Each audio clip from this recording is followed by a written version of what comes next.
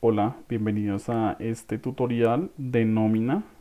Vamos a realizar una liquidación de una nómina desde el punto de vista del empleador, es decir, todos los devengados que debe tener en cuenta un empresario a la hora de hacer un cálculo de una nómina. Entonces acá tenemos em, tres empleados. Entonces tenemos uno, vamos a ponerlo con el mínimo. Entonces el mínimo para el 2020 es de 900, es de 877.803. Pero esto es muy importante que lo revisemos porque si lo ven en un año diferente al 2020, pues hay que ajustarlo de acuerdo al año, ¿sí? Entonces por el 2020 digamos que este es el salario mínimo mensual legal vigente. Vamos a utilizar tres sueldos diferentes, uno de 1.500.000 y vamos a suponer que esta persona tiene un sueldo de 4 millones. Entonces, estos son los días laborados. Entonces, en nómina, para que lo tengan presente, todos los meses son de 30 días. Digamos que la relación en nómina son de 360 días laborados al año, 12 por 30. Entonces todos los meses se calculan igual. Así tengan más días o menos días, siempre van a ser 30 días. Listo. Lo que se hace acá es para calcular el salario. Entonces para obtener el valor, por ejemplo, por día. Entonces yo lo que hago es tomo el valor del sueldo y lo divido en 30 días, ¿sí? Y lo voy a multiplicar por el número de días trabajados. Entonces, en este caso, esta columna voy a dejarla igual a esta. Eso que me permite, por ejemplo, si una persona trabaja menos días, por ejemplo, una licencia no remunerada, ¿sí? Entonces, pues obviamente el salario va a cambiar. Listo. Entonces, acá en este ejemplo, vamos a hacer exactamente lo mismo. Entonces, si la persona trabajó, vamos a ver el ejemplo de esta persona en, por ejemplo, 28 días. Si ven que automáticamente cambia el ingreso, entonces supongamos que trabajamos los 20. Para esta persona vamos a poner el ejemplo que tuvo 5 días no remunerados, entonces su salario varía drásticamente. ¿Listo? El subsidio de transporte en el 2020, insisto, estos valores cambian todo el tiempo, es de 102.854. ¿Listo? ¿Quiénes tienen derecho a subsidio de transporte? Las personas que devenguen hasta dos salarios mínimos mensuales legales vigentes. Es decir, que si la persona, vamos a poner un ejemplo acá, el salario es este, por 2.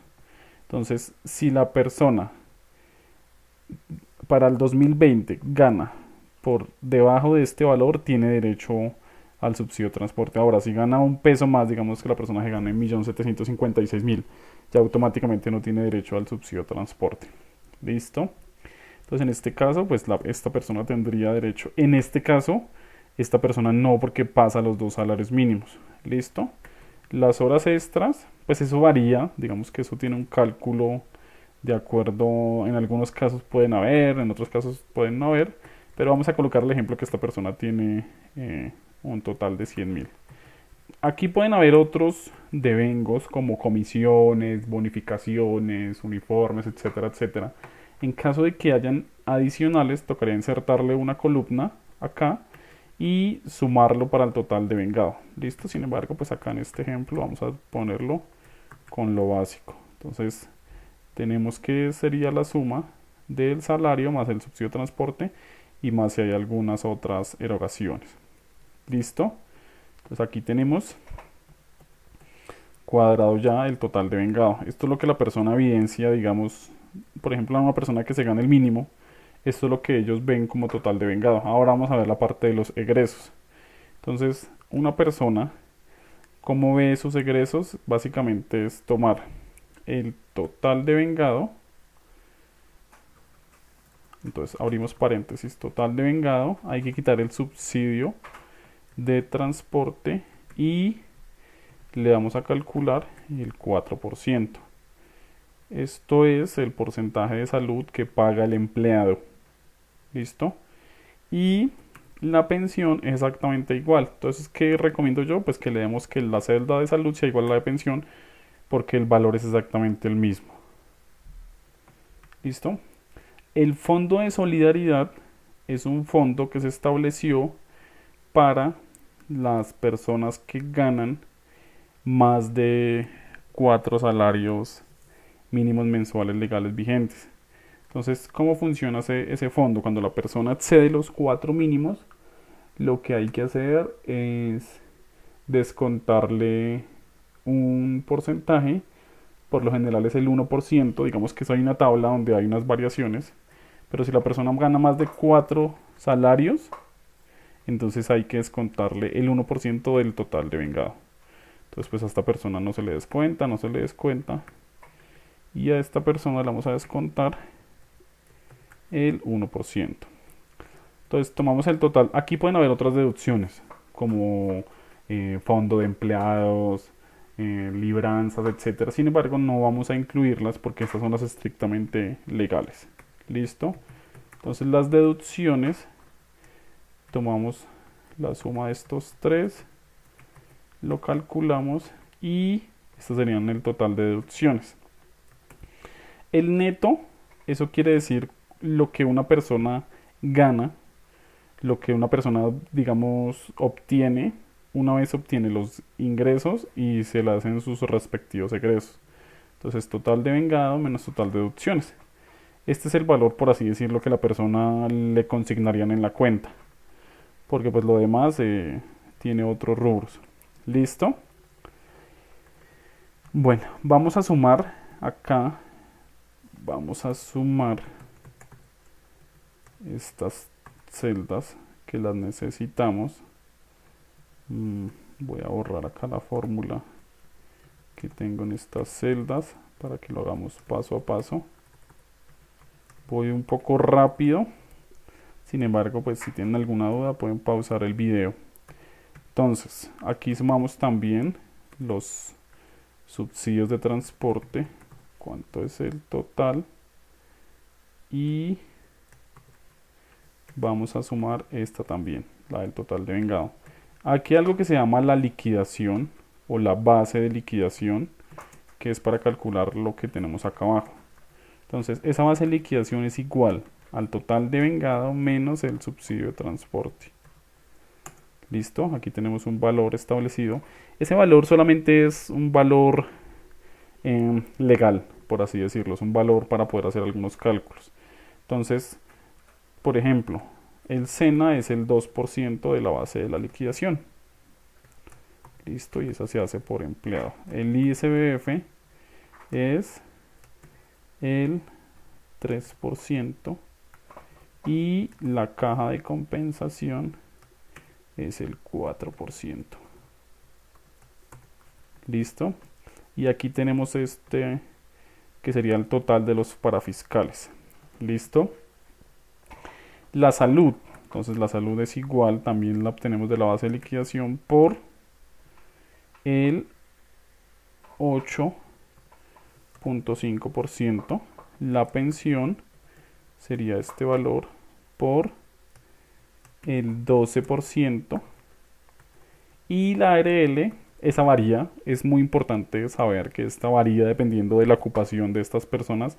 Sin embargo, en el área de alimentos y bebidas, en el área hotelera, por lo general está el 1.44%, entonces sería 1.044%. ¿Listo? Es muy importante que ustedes tengan claro ese porcentaje. Entonces acá nos da 60.000 y el total sería este. ¿Listo?